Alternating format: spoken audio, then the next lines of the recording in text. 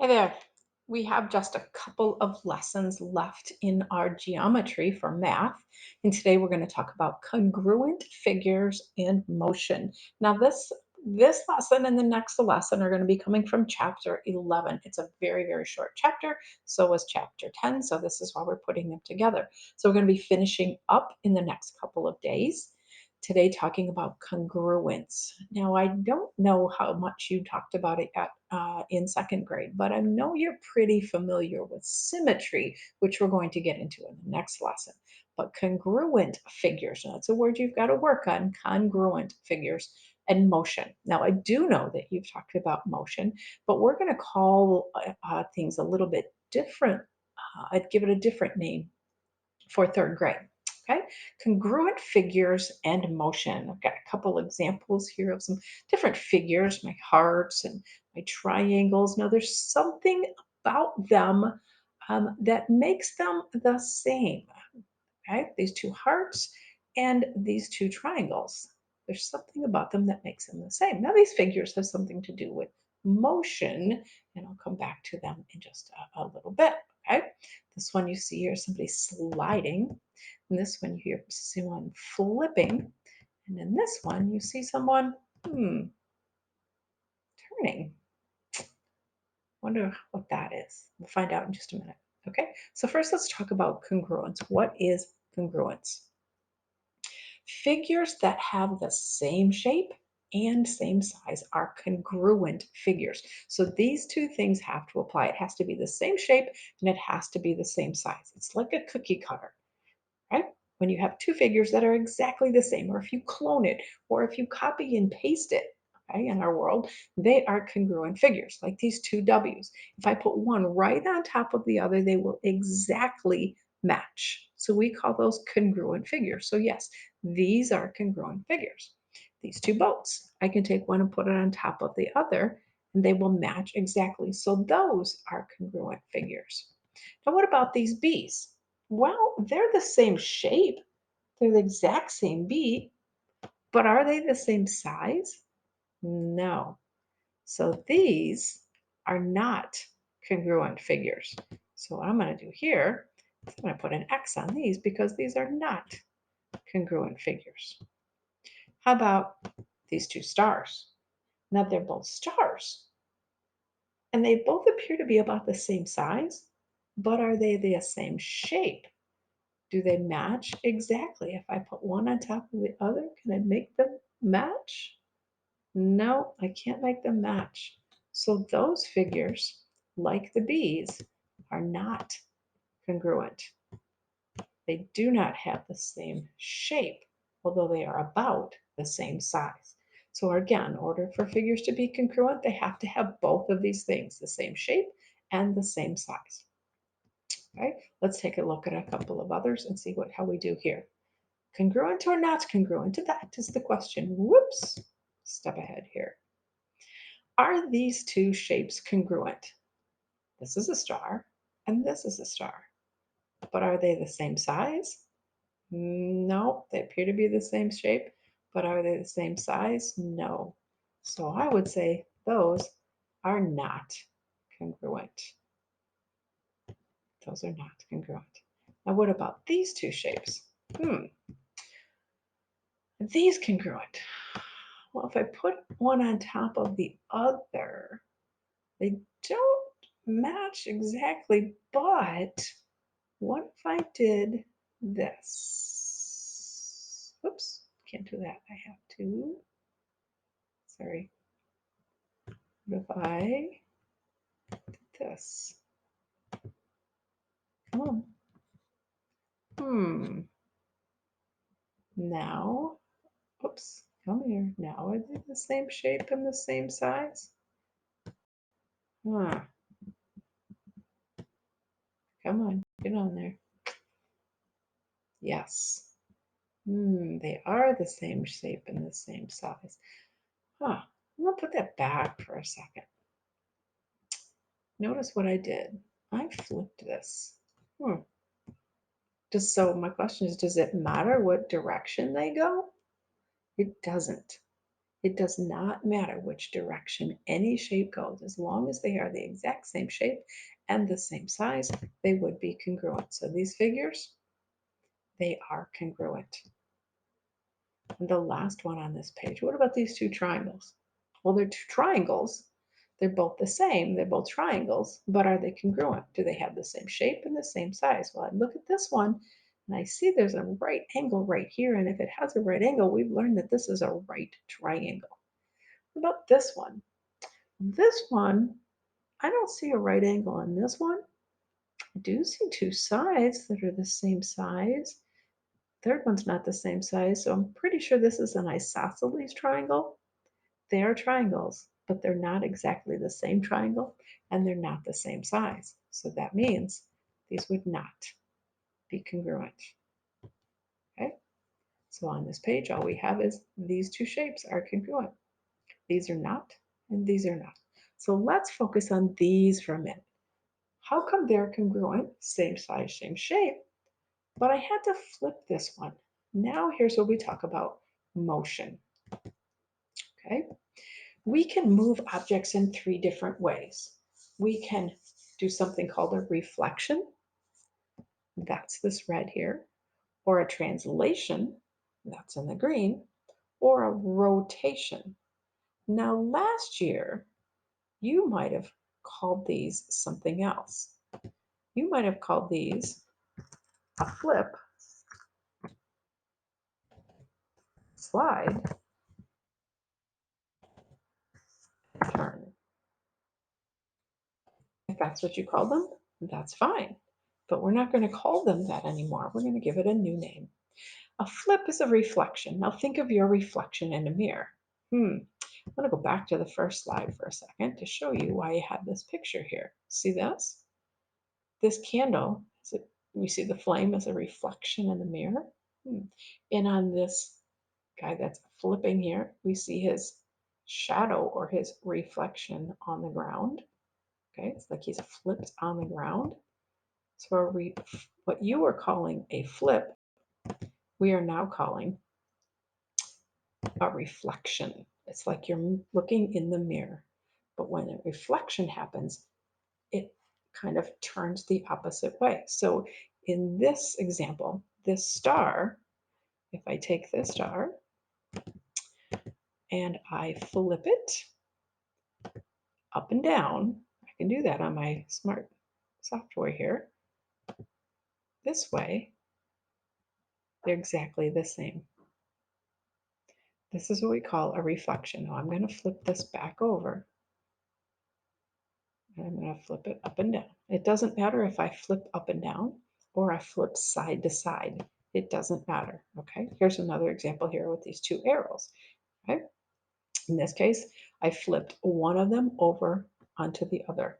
Okay, so one looks like it's upside down, one looks like it's right side up. It doesn't matter which way I flip it. I can move this so they look like this. That's still a flip.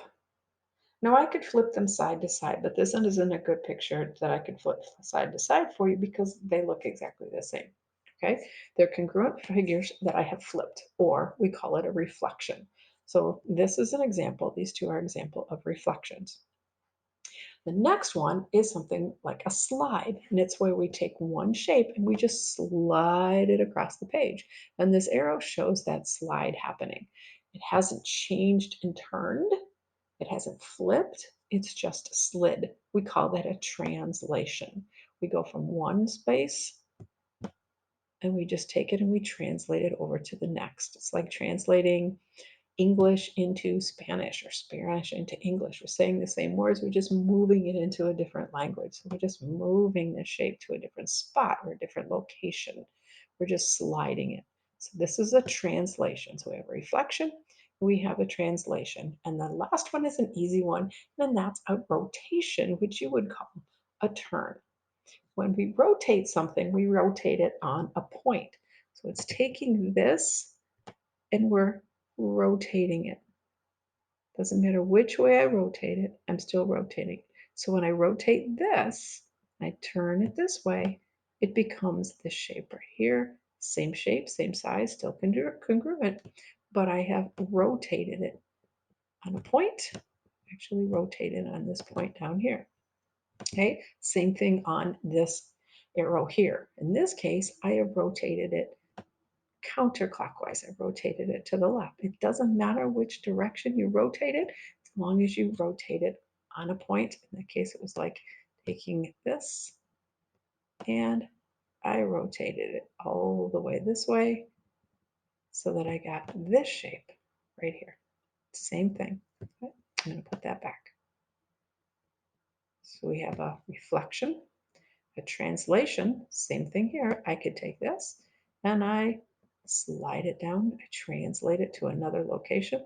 I haven't flipped it, I haven't turned it. It's still, in this case, pointing up. That's a translation. Or then we have a rotation, which you've called a turn. Doesn't matter whether I go clockwise or counterclockwise. Those are the three types of movements that we have for congruent figures.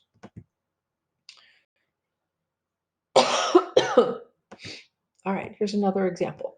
Now, using grid paper makes it easy for us to see sometimes. So here's an example. I'm going to show you a translation or a slide. I'm simply going to take the shape.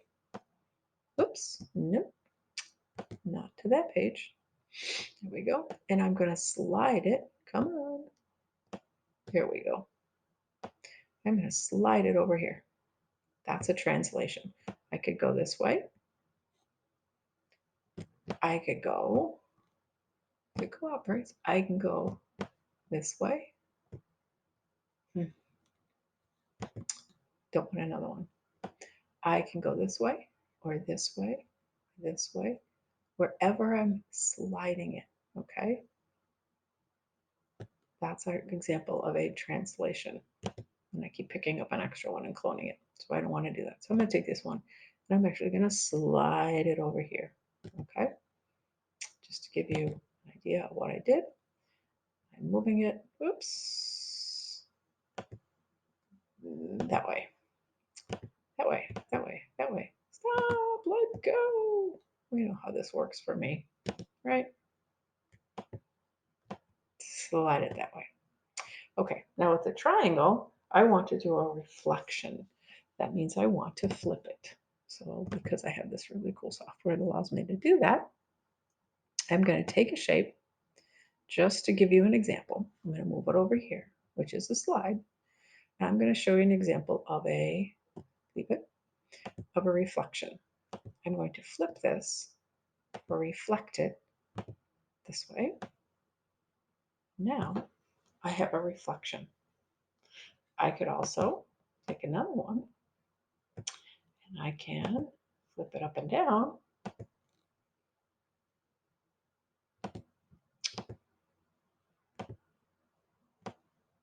And here, I also have a reflection.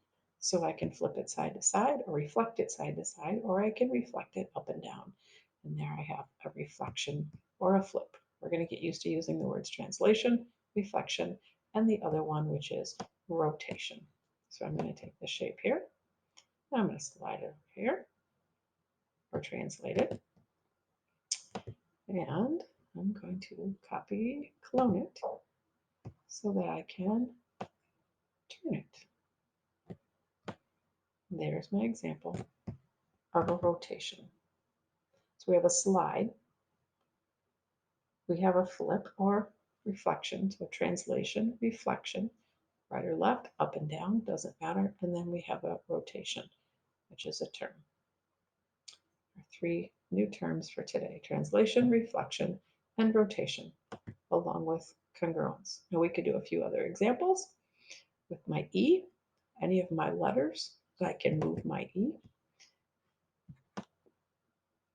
If I take my E and I do this, I have an example of a rotation.